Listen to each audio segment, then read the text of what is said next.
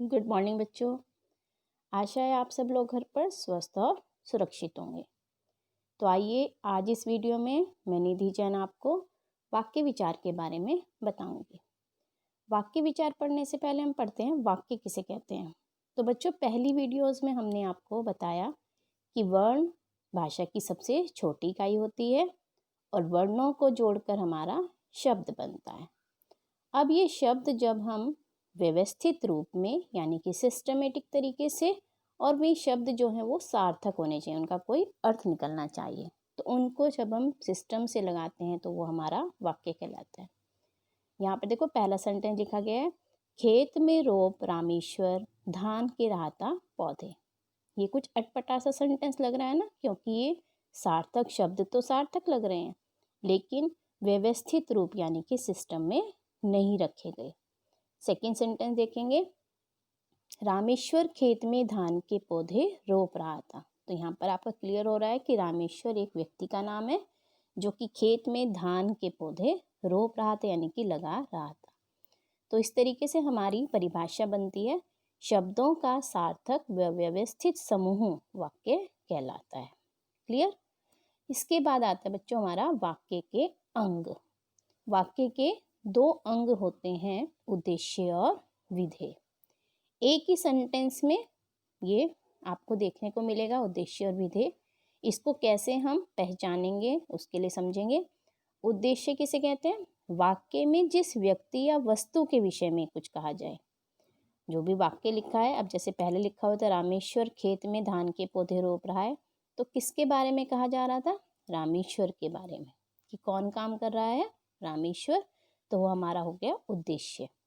और विधेय, वाक्य में उद्देश्य के विषय में जो भी कहा जाए, जो भी उद्देश्य हमारा निकला उसके विषय में क्या कहा जा रहा है वो हमारा हो जाएगा विधेय। जैसे कि रामेश्वर क्या कर रहा था, खेत में धान के पौधे रोप रहा था, तो ये हमारा हो जाएगा विधेय। एक और सेंटेंस से समझेंगे, रोहिणी पत्र लिख रही है। तो कौन लिख रही थी, रोहिणी। तो रोहिणी हमारा उद्देश्य हो गया और वह क्या काम कर रही है, पत्र लिखने का। तो पत्र लिख रही है हमारा विधेय हो गया।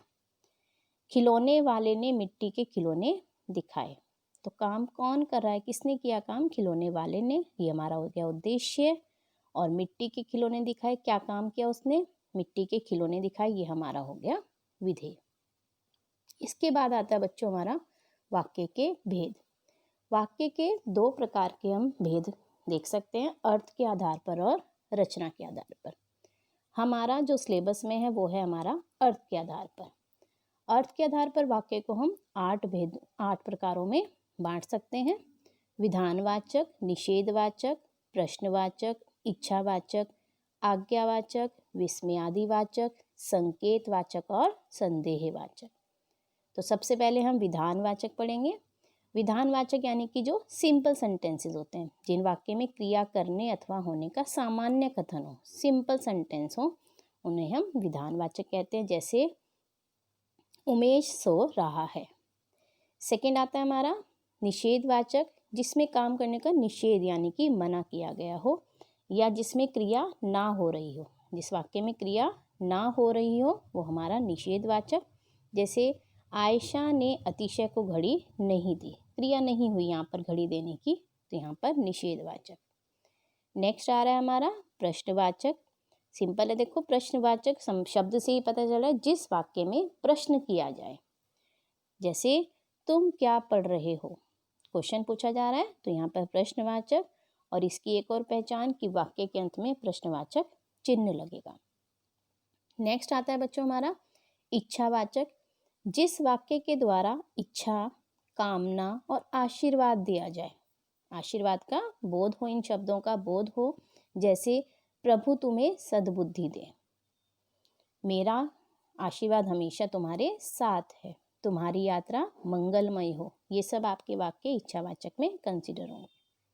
नेक्स्ट आता है हमारा आज्ञावाचक, जिस वाक्य में आज्ञा, आदेश, अनुमति, अनुरोध, प्रार्थना का बोध हो, इन शब्दों का पता चले, तो वहाँ पर हमारा आता है आज्ञावाचक। जैसे तुम यहाँ से चले जाओ।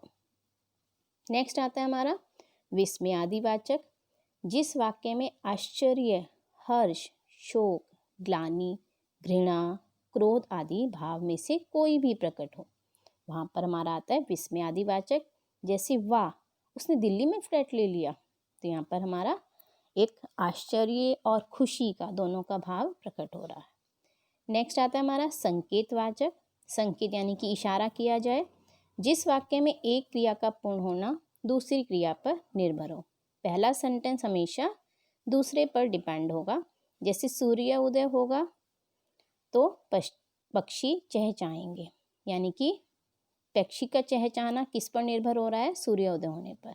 तो एक वाक्य दूसरे वाक्य पर निर्भर होगा। नेक्स्ट संदेहवाचक। संदेह यानी कि शक, डाउट हो जब आपको, जिस वाक्य में संदेह अथवा संभावना का बोध हो। संभावना यानी कि हो सकता है ऐसा हो, अभी शायद पता नहीं ऐसा होगा कि नहीं। जब भी हमें डाउट हो, संदेह हो या संभावना हो, काम हो भी सकता है, वहाँ पर हमारा आएगा संदेहवाचक।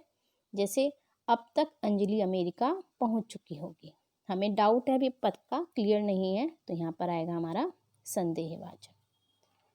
इसके बाद बच्चों आपको PDF में इसकी अभ्यास कार्य दिया जाएगा, वो आपने अपनी नोटबुक में करना है और उसकी आंसर की भी दी जाएगी। धन्यवाद।